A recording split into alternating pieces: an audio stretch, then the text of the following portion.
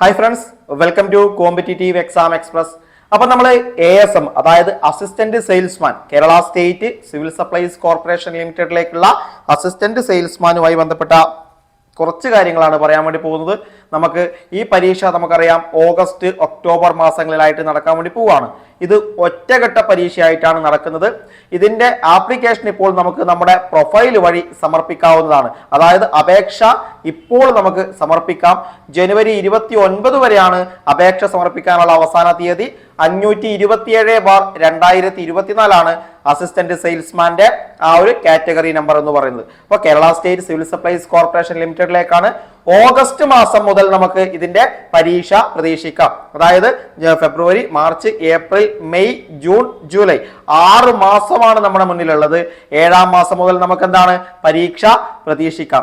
6 മാസം കൊണ്ട് നിങ്ങൾക്ക് ആദ്യത്തെ റാങ്കിൽ, അതായത് ഒരു 100 റാങ്കിനുള്ളിലൊക്കെ അല്ലെങ്കിൽ ഒരു 150 റാങ്കിനുള്ളിലൊക്കെ വന്നാൽ മാത്രമേ ഇതിൽ പെട്ടെന്ന് തന്നെ ഒരു ജോലിക്ക് സാധ്യത നമ്മൾ കാണേണ്ടതുള്ളൂ. കാരണം ASM അസിസ്റ്റന്റ് സെയിൽസ്മാനിൽ ഒരുപാട് ടെമ്പററിക്കാർ വർക്ക് ചെയ്യുന്നുണ്ട്. പ്രത്യേകിച്ച് പാർട്ടിക്കാരൊക്കെയാണ്.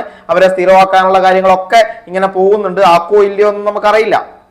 പക്ഷെ അതുകൊണ്ട് തന്നെ ഇപ്പൊ അവിടെ ഒരുപാട് വേക്കൻസികൾ കുറവാണ്. നമുക്കറിയാം ഇപ്പോൾ നമ്മുടെ റൺ ചെയ്തുകൊണ്ടിരിക്കുന്ന റാങ്ക് ലിസ്റ്റിൽ തന്നെ നമുക്ക് എത്രത്തോളം നിയമനങ്ങൾ നടന്നു എന്നുമായി ബന്ധപ്പെട്ട് നമ്മളൊരു വീഡിയോ ചെയ്തിട്ടുണ്ട്. നിങ്ങൾക്ക് വേണമെങ്കിൽ അത് ഞാനിവിടെ നമ്മുടെ ഐ ബട്ടണിൽ കൊടുക്കാം, നിങ്ങൾ കണ്ടേക്ക്.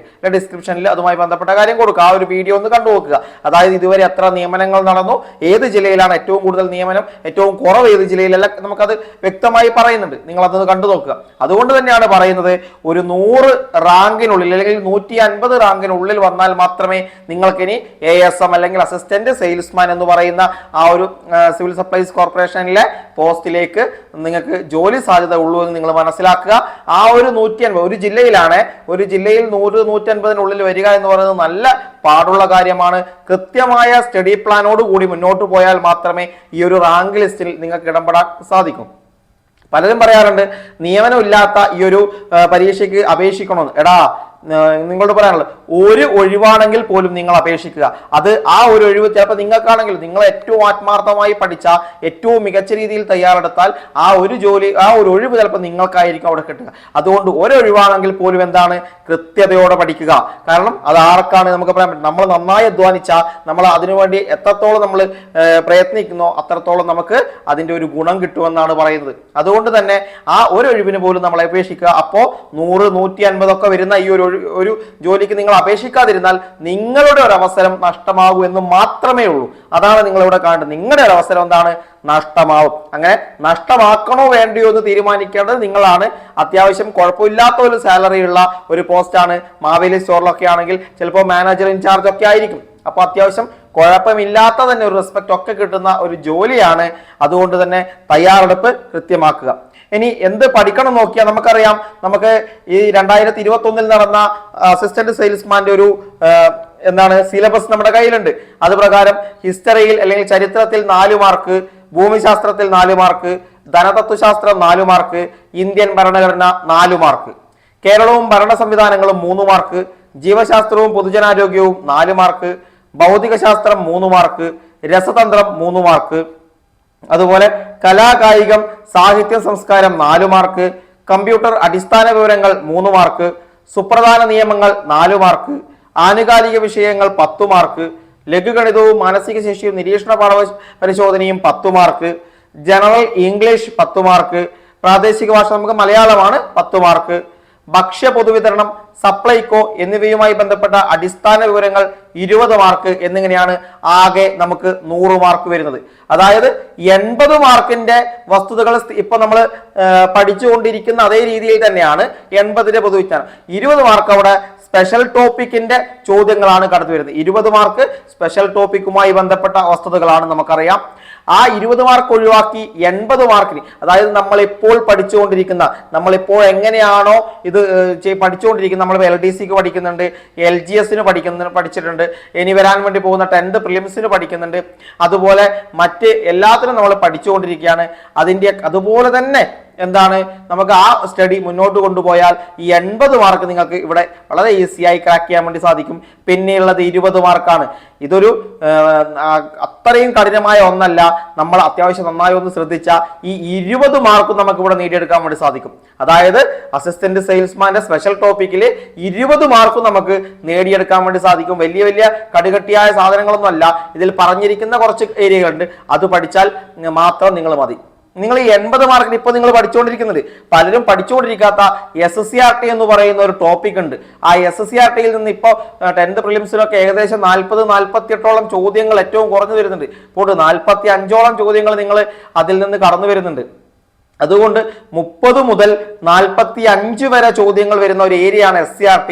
കൂടാതെ നമ്മുടെ ഈ പരീക്ഷകൾക്ക് NCERTയുടെ ഭാഗത്തു നിന്നും എന്താണ് മാർക്ക് വരും. NCERTയുടെ ഭാഗത്തു നിന്നും ഈ ഒരു ഏരിയയിൽ നമുക്ക് ചോദ്യങ്ങൾ പ്രതീക്ഷിക്കാം. അപ്പൊ ഇതെല്ലാം കൂടി 30 മുതൽ 45 ചോദ്യങ്ങൾ അവിടെ ചോദിക്കും. അതായത് 80-ൽ 30-45 ചോദ്യങ്ങൾ നേരെ പകുതിയായി. അപ്പൊ അത്രയും കാര്യങ്ങൾ എന്താണ് നിങ്ങൾക്ക് എവിടെ നിന്ന് കിട്ടും? അത് നിങ്ങൾക്ക് പാഠപുസ്തകത്തിൽ നിന്ന് മാത്രം കിട്ടും. ബാക്കി നിങ്ങൾ ഇപ്പോൾ പഠിച്ചുകൊണ്ടിരിക്കുന്ന രീതിയിൽ പഠിച്ചാൽ 80 മാർക്കും അവിടെ കിട്ടും. ഇനി 20 മാർക്കിന്റെ കാര്യമാണ്. അപ്പൊ ഈ 20 മാർക്കിന്റെ ചോദ്യങ്ങൾ നമുക്ക് ഒന്ന് പരിശോധിക്കാം. അതായത് 2021 നടന്ന പരീക്ഷയിൽ ചോദിച്ച 20 ചോദ്യങ്ങളാണ്. ആ 20 ചോദ്യങ്ങൾ എങ്ങനെയാണ് എന്ന് നമുക്ക് പഠിച്ചു കഴിഞ്ഞ് മനസ്സിലാക്കിയാൽ അതനുസരിച്ചുള്ള കാര്യങ്ങൾ പിന്നീട് അങ്ങോട്ട് പഠിച്ചാൽ മതിയാകുമെന്നാണ് പറയാനുള്ളത്. ഓക്കെ, അപ്പൊ ഇത്രയും കാര്യങ്ങൾ നിങ്ങൾ മനസ്സിലാക്കുന്ന എങ്ങനെ പഠിക്കണം എന്ന് വെച്ചാൽ അത്യാവശ്യം നല്ല രീതിയിൽ പഠിക്കണം. 6 മാസത്തോളം നമുക്ക് സമയമുണ്ട്. നിങ്ങൾ ഒരു ദിവസം 3 മണിക്കൂറെങ്കിലും ഇതിനുവേണ്ടി ചെലവഴിച്ചാൽ മതി. 3 മണിക്കൂർ ഏറ്റവും കുറഞ്ഞത് പഠിക്കാനായി ചെലവഴിച്ചു കഴിഞ്ഞാൽ ASM എന്ന് പറയുന്ന പോസ്റ്റിലേക്ക് മികച്ച രീതിയിൽ തയ്യാറെടുപ്പ് നടത്തി മുന്നോട്ടാവും. എത്രത്തോളം നിങ്ങൾ ഈ അവർ അതായത് 3 മണിക്കൂർ എന്ന് പറയുന്നില്ലേ, അത് എത്രത്തോളം മുന്നോട്ട് കൊണ്ടുപോകുന്നോ അത്രത്തോളം നിങ്ങൾക്ക് റാങ്ക് വർദ്ധിപ്പിക്കാനുള്ള സാധ്യതയും കൂടും. നിങ്ങൾക്ക് അറിയാത്ത വസ്തുതകൾ പഠിച്ചെടുക്കാനും പ്രീവിയസ് ഇയർ ക്വസ്റ്റ്യൻ പേപ്പർ നോക്കാനും ഒക്കെ അവിടെ നിങ്ങൾക്ക് സമയം കിട്ടും. ഓക്കെ, അതുമായി മുന്നോട്ട് പോയാൽ തന്നെ നിങ്ങൾക്ക് ഈസി ആയിട്ട് ക്രാക്ക് ചെയ്യാൻ വേണ്ടി സാധിക്കും. ഓക്കേടാ, അപ്പം നമുക്ക് ഇതിന്റെ ആ 20 ഭാഗങ്ങൾ ചോദിക്കാം. ഒന്നാമത്തെ ചോദ്യം ഇങ്ങനെയായിരുന്നു: ഏത് നിയമത്തിന്റെ അടിസ്ഥാനത്തിലാണ് നിലവിൽ കേരളത്തിൽ റേഷനിങ് സംവിധാനം പ്രവർത്തിക്കുന്നത്? ഏത് നിയമത്തിന്റെ അടിസ്ഥാനത്തിലാണ് നിലവിൽ കേരളത്തിൽ റേഷനിങ് സംവിധാനം പ്രവർത്തിക്കുന്നത്? അത് ദേശീയ ഭക്ഷ്യഭദ്രതാ നിയമം 2013 പ്രകാരമാണ്. ദേശീയ ഭക്ഷ്യഭദ്രതാ നിയമം 2013 പ്രകാരമാണ്. ഓക്കെ, ആ ഒരു ചോദ്യം ഉത്തരവും. രണ്ടാമത്തത്: അന്ത്യോദയ അന്നയോജന വിഭാഗത്തിൽപ്പെട്ട റേഷൻ കാർഡിന് പ്രതിമാസം എത്ര കിലോഗ്രാം ഭക്ഷ്യധാന്യത്തിന് അർഹതയുണ്ട്? അന്ത്യോദയ അന്നയോജന വിഭാഗത്തിൽപ്പെട്ട റേഷൻ കാർഡിന് പ്രതിമാസം എത്ര കിലോഗ്രാം ഭക്ഷ്യധാന്യത്തിന് അർഹതയുണ്ട്? അത് 35 കിലോഗ്രാം ആണ്. 35 കിലോഗ്രാം. മൂന്നാമത്തത്: ആദ്യത്തെ കേരള സംസ്ഥാന ഭക്ഷ്യ കമ്മീഷൻ ചെയർമാൻ ആരാണ്? ആദ്യത്തെ കേരള സംസ്ഥാന ഭക്ഷ്യ കമ്മീഷൻ ചെയർമാൻ KV മോഹൻകുമാർ ആണ്. KV മോഹൻകുമാർ.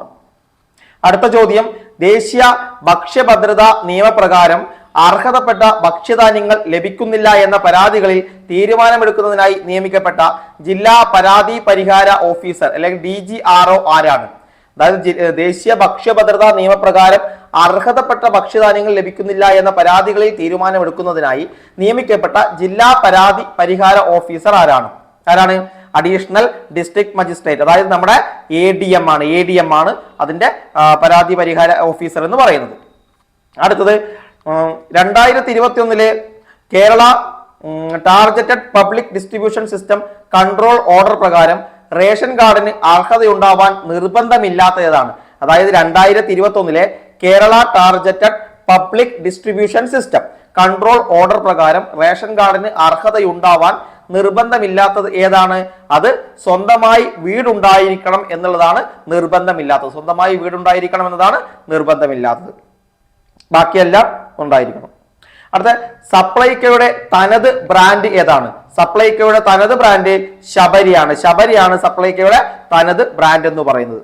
അടുത്തത് നെൽകർഷകരിൽ നിന്നും നെല്ല് സംഭരിക്കുന്നതിനായി കേരള സർക്കാർ നിയോഗിച്ച ഏജൻസി ഏതാണ്? നെൽകർഷകരിൽ നിന്നും നെല്ല് സംഭരിക്കുന്നതിനായി കേരള സർക്കാർ നിയമിച്ച ഏജൻസിയാണ് സപ്ലൈകോ എന്ന് പറയുന്നത്. ആരാണ്? സപ്ലൈകോ. അടുത്തത് റേഷൻ ഗോഡൌണുകളിൽ നിന്നും റേഷൻ കടകളിലേക്ക് ഭക്ഷ്യധാന്യങ്ങൾ വിതരണം നടത്തുന്നതിനായി ഉപയോഗിക്കുന്ന സോഫ്റ്റ്വെയർ, അത് SCMS ആണ്. SCMS. മറ്റൊന്ന് സ്ഥാപനങ്ങൾക്ക് ഭക്ഷ്യധാന്യങ്ങൾ വിൽപ്പന നടത്തുമ്പോൾ സപ്ലൈകോ ഈടാക്കുന്ന നിരക്ക്.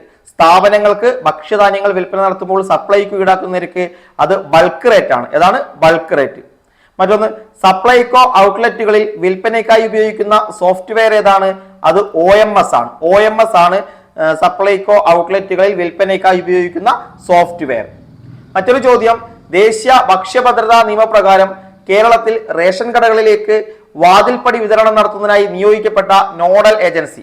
ദേശീയ ഭക്ഷ്യഭദ്രതാ നിയമപ്രകാരം കേരളത്തിൽ റേഷൻ കടകളിലേക്ക് വാതിൽപ്പടി വിതരണം നടത്തുന്നതിനായി നിയമിക്കപ്പെട്ട നോഡൽ ഏജൻസി ആരാണ്? അത് സപ്ലൈകോ ആണ്. സപ്ലൈകോ. അടുത്തത്, സപ്ലൈകോയുടെ നിയന്ത്രണത്തിലുള്ള council for food research and development എന്ന സ്ഥാപനം സ്ഥിതി ചെയ്യുന്നത് സപ്ലൈകോയുടെ നിയന്ത്രണത്തിലുള്ള council for food research and development എന്ന സ്ഥാപനം സ്ഥിതി ചെയ്യുന്നത് കോന്നിയിലാണ്. എവിടെയാണ്? കോന്നി. അടുത്തത്, ജില്ലാ ഉപഭോക്തൃ തർക്ക പരിഹാര കമ്മീഷന്റെ സാമ്പത്തിക അധികാര പരിധി. ജില്ലാ ഉപഭോക്തൃ തർക്ക പരിഹാര കമ്മീഷന്റെ സാമ്പത്തിക അധികാര പരിധി അത് 1 കോടി രൂപയാണ്. ഇപ്പൊ മാറ്റം വന്നിട്ടുണ്ട് ചിലതിൽ, അത് നമുക്ക് പഠിക്കാം. അടുത്തത്, ജില്ലാ ഉപഭോക്തൃ തർക്ക പരിഹാര കമ്മീഷനിൽ കേസ് ഫയൽ ചെയ്യുന്നതിനുള്ള ഫീസ് നിരക്കുകളിൽ തെറ്റായത് ഏതാണ്? ഇതാ 2020 വന്ന ചോദ്യമാണ്. അത് 20 ലക്ഷം മുതൽ 50 ലക്ഷം വരെ 2000 രൂപ എന്നതാണ്. അടുത്ത 95, അതായത് 95 ചോദ്യമായിട്ടാണ് അന്ന് വന്നത്. അതിൽ ഉപഭോക്തൃ സംരക്ഷണ നിയമം 2019 നിലവിൽ വന്നത്. ഉപഭോക്തൃ സംരക്ഷണ നിയമം 2019 നിലവിൽ വന്നത് 2020 ജൂലൈ 20-നാണ്. 2020 ജൂലൈ 20. അടുത്തത്, ജില്ലാ ഉപഭോക്തൃ പരാതി പരിഹാര കമ്മീഷനിൽ നൽകിയ പരാതിയിലെ വിധി തൃപ്തികരമല്ലെങ്കിൽ എത്ര ദിവസത്തിനകമാണ് സംസ്ഥാന ഉപഭോക്തൃ തർക്ക പരിഹാര കമ്മീഷനിൽ അപ്പീൽ നൽകേണ്ടത്? അത് 45 ദിവസത്തിനകമാണ്. അതായത് ജില്ലാ ഉപഭോക്തൃ പരാതി പരിഹാര കമ്മീഷനിൽ നൽകിയ പരാതിയിലെ വിധി തൃപ്തികരമല്ലെങ്കിൽ എത്ര ദിവസത്തിനകം സംസ്ഥാന ഉപഭോക്തൃ തർക്ക പരിഹാര കമ്മീഷൻ അപ്പീൽ നൽകണം? അത് 45 ദിവസത്തിന് അകമാണ്. അടുത്ത, മാർക്കറ്റിംഗ് മാനേജ്മെന്റിൽ CRM എന്നതിന്റെ പൂർണ്ണ രൂപം എന്താണ്? മാർക്കറ്റിംഗ് മാനേജ്മെന്റിൽ CRM എന്നതിന്റെ പൂർണ്ണ രൂപം കസ്റ്റമർ റിലേഷൻഷിപ്പ് മാനേജ്മെന്റ് എന്നാണ്. കസ്റ്റമർ റിലേഷൻഷിപ്പ് മാനേജ്മെന്റ് എന്നാണ്. അടുത്തത്, പുതുതായി ഒരു ഉൽപ്പന്നം മാർക്കറ്റിൽ ഇറക്കുമ്പോൾ പെനിട്രേഷൻ വില നിർണ്ണയം നടത്തുക എന്നാൽ, അതായത് പുതുതായി ഒരു ഉൽപ്പന്നം മാർക്കറ്റിൽ ഇറക്കുമ്പോൾ പെനിട്രേഷൻ വില നിർണ്ണയം നടത്തുക എന്നാൽ കുറഞ്ഞ വില നിശ്ചയിക്കുക എന്നതാണ്. കുറഞ്ഞ വില നിശ്ചയിക്കുക എന്നതാണ്. അടുത്തത്, മാർക്കറ്റിംഗ് മിക്സിലെ 4 Pകളാണ് ഉൽപ്പന്നം, അതായത് പ്രൊഡക്റ്റ്, വില, പ്രൈസ്, സ്ഥലം, പ്ലേസ്. അടുത്തത്, അതായത് മാർക്കറ്റിംഗ് മിക്സിലെ 4 Pകളാണ്. അതിലൊന്ന് ഉൽപ്പന്നമാണ് അല്ലെങ്കിൽ പ്രൊഡക്റ്റ്, 2 വിലയാണ് അല്ലെങ്കിൽ പ്രൈസ്, 3 സ്ഥലമാണ് പ്ലേസ്. നാലാമത്തത് ഏതാണെന്നാണ്? ഏതാണ്? അത് പ്രമോഷൻ ആണ്. പ്രമോഷൻ. നാലാമത്തത് പ്രമോഷൻ ആണ്. അടുത്തത്, താഴെ പറയുന്നവയിൽ ഏതാണ് രജിസ്റ്റേർഡ് ബ്രാൻഡ് നെയിം? താഴെ പറയുന്നവയിൽ ഏതാണ് രജിസ്റ്റേർഡ് ബ്രാൻഡ് നെയിം എന്ന് ചോദിച്ചാൽ അത് ട്രേഡ് മാർക്കാണ്. ഏതാണ്? ട്രേഡ് മാർക്കാണ് രജിസ്റ്റേർഡ് ബ്രാൻഡ് നെയിം എന്ന് പറയുന്നത്. ഇതായിരുന്നു അന്ന് ചോദിച്ച 20 മാർക്കിന്റെ ചോദ്യങ്ങൾ എന്ന് പറയുന്നത്. അതായത് 2021 നടന്ന പരീക്ഷയിൽ ചോദിച്ച 20 മാർക്കിന്റെ സ്പെഷ്യൽ ടോപ്പിക്ക് ഇത്തരത്തിൽ തന്നെയാണ്. നമ്മുടെ ഇനിയുള്ള ASMന്റെ സ്പെഷ്യൽ ടോപ്പിക് കാര്യങ്ങൾ കൂടി വരാൻ ഏറ്റവും കൂടുതൽ സാധ്യതയുള്ളത്. അതുകൊണ്ട് തന്നെ ഇത് വളരെ കടുകട്ടിയായ കാര്യമല്ല. കൃത്യമായി നമ്മൾ ഈ ഒരു ഏരിയ പഠിച്ചാൽ നമ്മൾ ഉപഭോക്തൃ പരിഹാര കമ്മീഷൻ പഠിച്ചാൽ തന്നെ നമുക്ക് ഇതിലും ചോദ്യങ്ങൾ വരാം. നമ്മുടെ സിലബസിൽ ഏതെങ്കിലും ഒരു ഭാഗത്തും അത് ചോദ്യങ്ങളായിട്ട് വരാം. ഓക്കെ, ഇതൊക്കെ നമ്മുടെ ആ ഏരിയയിൽ വരുന്നതാണ്. അതുകൊണ്ട് കൃത്യമായി പഠിച്ചാൽ നമുക്ക് ഇവിടെ നിന്ന് നല്ല മാർക്ക് സ്കോർ ഈ 20 മാർക്ക് നമുക്ക് ഇവിടെ നിന്ന് നേടിയെടുക്കാം. പിന്നെ നിങ്ങൾ ചെയ്യേണ്ടത് MEM ആണ്, മലയാളം ഇംഗ്ലീഷ് മാത്സ്, അല്ലെങ്കിൽ മാത്സ് ഇംഗ്ലീഷ് മലയാളം. ഇവിടെ നിങ്ങൾക്ക് എത്രയാണ്? 30 മാർക്കാണ് ഇവിടെ നിങ്ങൾക്ക് ലഭിക്കുക.